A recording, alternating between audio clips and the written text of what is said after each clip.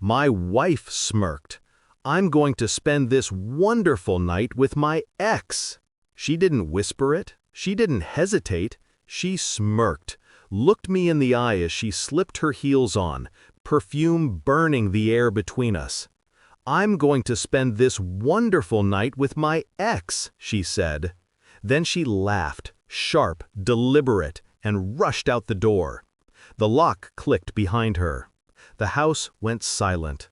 I stood in the doorway she left open to the cold night air. My breath didn't change. My hands didn't shake. I only listened to the echo of her voice circling in my head. Not the words, not even the betrayal itself. The tone, mocking, testing, like she wanted to see if I would crack. But I didn't. I sat down at the table, poured a drink, watched the ice dissolve slowly into nothing, and in that moment I realized she thought I was blind. She thought I was weak. She thought wrong.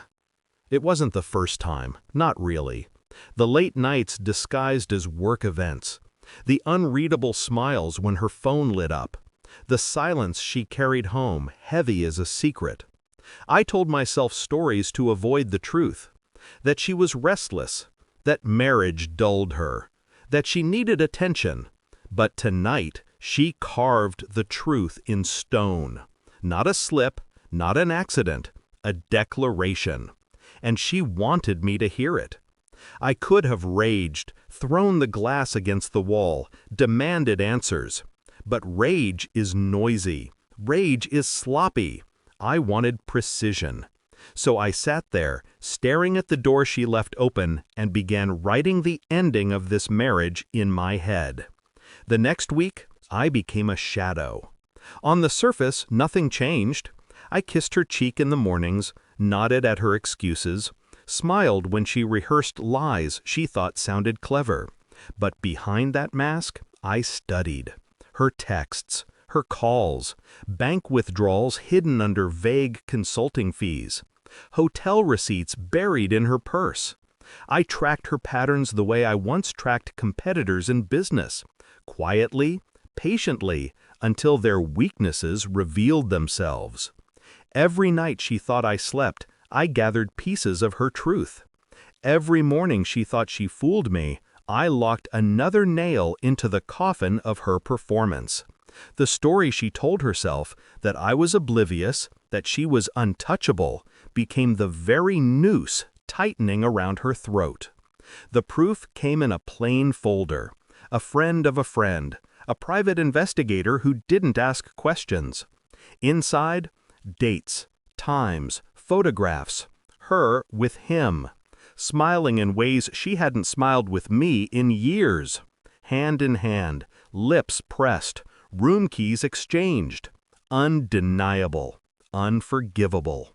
That night, I placed the folder on our dining table. No words, no accusations, just paper and silence. When she came home, drunk on the illusion of secrecy, she stopped cold. Her hand shook as she reached for the file.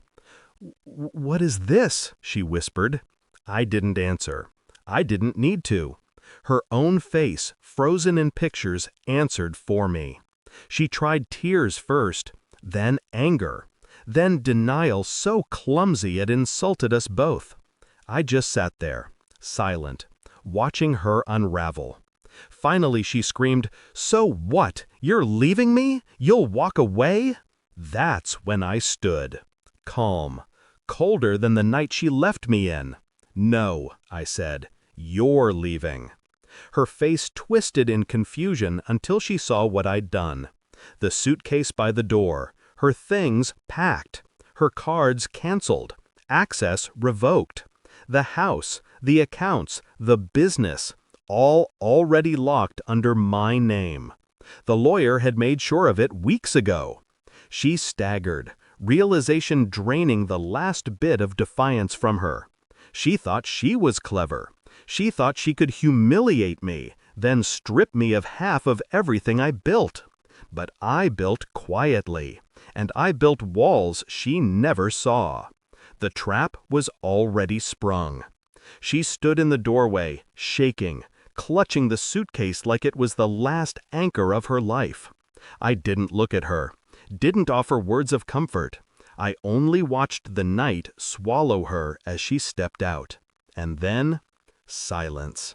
The same silence she once left me with, only now it was mine.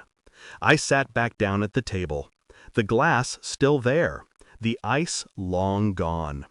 I realized something as the room settled into stillness. Betrayal doesn't destroy you. It refines you. It strips you down until only truth remains. She thought she broke me, but all she did was erase herself. And the cruelest revenge isn't hate. It's nothing. And nothing is what she became.